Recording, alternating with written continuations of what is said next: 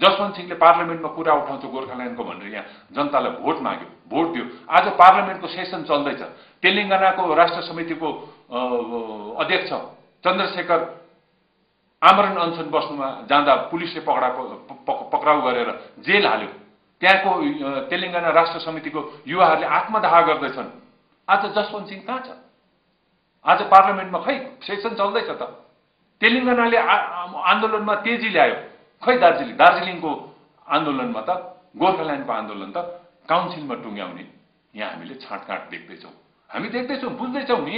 यहाँ 2-4 गाउँ थपेर यहाँ फेरि काउन्सिल नै थाप्ने, यहाँ अन्तरिम काउन्सिल भन्छ, अल्टरनेटिभ काउन्सिल भन्छ, त्यस्तो गर्ने कुरा गर्दैछ। हामी चाल पाउँदैछौँ, हामी खबर पाउँदैछौँ, भनक पाउँदैछौँ। हिजो अस्तिको दिन यो इन्टरलोक्युटर, यो ब्रोकर, यो जेनरल विजय मदन उहाँ तल बाख्राकोटसम्म गयो। बाख्राकोट त कालिम्पोङ सब डिभिजनभित्र पर्छ। डुवर्स भनेर बाख्राकोट लिएर हुँदैन। बाख्राकोट त दार्जिलिङ जिल्ला कालिम्पोङ सब डिभिजनभित्र पर्छ। मैले बुझ्दाखेरि त्यो रेलको लिकदेखि उँधो जलपाइगुडी जिल्लाकै 1-2वटा सानो 1-2वटा गाउँलाई लिएर चाहिँ यहाँनिर यो जलपाइगुडी के अरे डुवर्स हामीले लियौँ भन्ने एउटा आँखामा धुलो हाल्ने चेष्टा चल्दैछ। डुवर्स भनेको सुनकोशसम्म हो।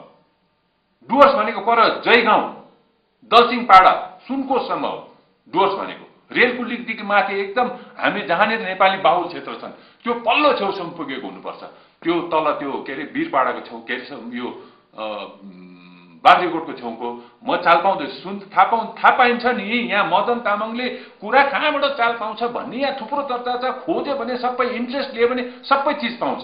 मैले अस्ति पनि भने कालिम्पोङमा इन्ट्रेस्ट लिएर खोज्यो भने, चासो लिएर इमान्दारीसँगले खोज्यो भने स्यालको सिङ पनि पाउँछ। अहिले इन्टरनेटको जमाना छ।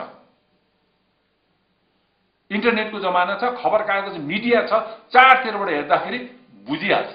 अनि अर्को कुरो, पोलिटिक्समा भोलि के हुन्छ आज बुझ्न सक्नुपर्छ। जुङ्गा चल्यो कुरा बुझ्यो भन्ने उखान छ नि।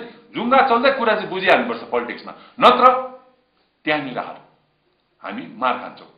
बुझ्नुपर्छ भोलि यिनीहरूले के गर्नु खोज्दैछ। किनभने यो त अगुल्टाले हिर्काएको कुकुर हो। जनता त अगुल्टाले हिर्काएको कुकुर जस्तो भइरहेको छ। वन्स बिटन ट्वाइस साइन। सुभाष घिसिङले छक्काएर, गोर्खाल्यान्डका नामले छक्काएर काउन्सिलमा गएर सम्झौता गरेको त जनता झुक्किसकेको छ। हामी त अगुल्टाले हिर्काएको कुकुर जस्तो भएको छौँ। बिजुली चम्केमा पनि तर्सिन्छौँ। र प्रत्येक मैले जनसभामा पनि भन्ने गरेँ, नेता भन्दैमा जोसुकैलाई नपत्याउँ। मैले जनसभामा भने नेता भन्दैमा सबैलाई विश्वास गर्नु हुँदैन है। कोट्याएर सुँग्नुपर्छ, भएछ भने यसो चिमटेर चाख्नु पनि पर्छ, तब मात्रै पछ्याउनु पर्छ है। नत्र जोसुकैलाई नेता भनेर पछ्याउनु हुँदैन भन्ने चोक बजारमा मैले बारम्बार भने। त्यो कुरा हामीले एकदम यहाँ लागू हुन्छ। एकदम जसलाई पाए त्यसलाई पछ्याउनु मूर्खता हुन्छ। सुभाष घिसिङको पछाडि लागेर हामीले मूर्खता बाहेक केही देखाएनौँ। मूर्खता बाहेक अरू केही पनि हुन सकेन। र यहाँनिर आन्दोलनको नाममा तमासा भयो। पहिला हेरौँ न, फर्स्ट त्यो अब यो समीक्षै गरौँ त यो आन्दोलनको 2 वर्ष समीक्षा। फर्स्ट जनमुक्ति मोर्चाले इन्डेफिनिट स्ट्राइक कल गर्यो। भनौँ न एउटा मेजर आन्दोलन गर्यो, इन्डेफिनिट स्ट्राइक कल गर्यो। जनताले एकदम इन्डेफिनिट स्ट्राइक गर्नको लागि जनता नै उत्सुक भए। सुन चाँदी बन्धक राखेर रासिन पानी किने। यो त सबैलाई थाहै छ त। रासिन पानी किनेर भोलिदेखि अब इन्डेफिनिट स्ट्राइक भनेर जनताले कमर कसे। बेलुकी 6 बजीतिर जनमुक्ति मोर्चाले आन्दोलन वापस लियो। कति ठुलो धोका भयो। जनताले कमर कसे। सुन चाँदी बन्धक राखेर, नहुनेले सुन चाँदी बन्धक राखेर, छोराछोरीको कानको सुन पनि बन्धक राखेर रासिन पानी किनेर इन्डेफिनिट स्ट्राइक गोर्खाल्यान्डको लागि त्याग र बलिदान दिनको निम्ति जनता कमर कसे। रासिन पानी सबै किनिसकेपछि बेलुकी पो आन्दोलन फेरि इन्डेफिनिट स्ट्राइक विथड्र भयो। कति ठुलो धोका भयो। आज त्यो गरिब जनताले त्यो सुन अहिलेसम्म उकास्न सकेको छैन। सुन उकास्न सकेको छैन, यता फेरि अन्तरिम काउन्सिलको कुरा पो गर्छ, अल्टरनेटिभ काउन्सिलको कुरा गर्छ।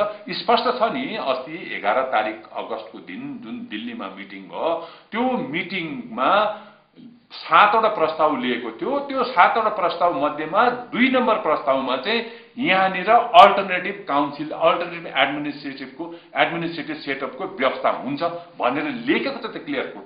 प्रेस इन्फर्मेसन ब्युरो, होम मिनिस्ट्रीबाट जुन 11 तारिकको दिन अगस्तको मिटिङ सक्यो, त्यसको 2 घण्टाभित्रमै होम मिनिस्ट्रीले प्रेस इन्फर्मेसन ब्युरोको यसमा इन्टरनेटमा त्यो कुरा सबै हालिदिएको थियो। मैले त वार्ता सकेको 2 घण्टाभित्रमा मैले इन्टरनेटबाट विथड्र गरिसके मैले इन्टरनेटबाट मैले लिइसकेको थिएँ कि त्यो 11 तारिकको वार्तामा